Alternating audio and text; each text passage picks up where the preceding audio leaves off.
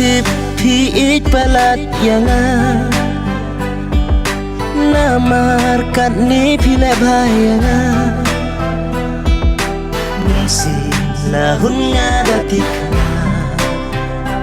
ba iya pi ngada ichisha ya pi ngam dan kentin syuban ong hanga pila biang lut na dong sha dong daka mensim ya sha pi dan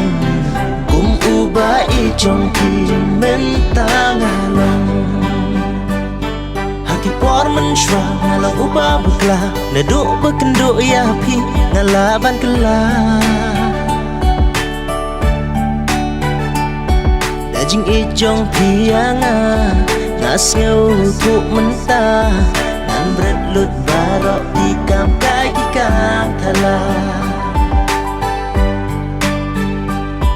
haba pis ngau si ngan fen ngau ba dajing ik basisha om tek sia rupa ngakloi ban ai happy dajing ik baslei nan ri kendong ya ki kular balaklei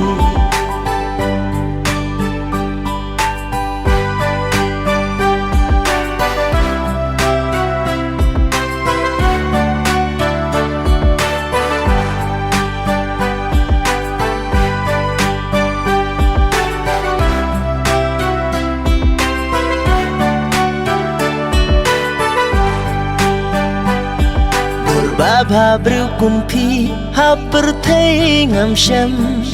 da sur jam not ba lui lui ya nga pikran ya pi ba e ngala hun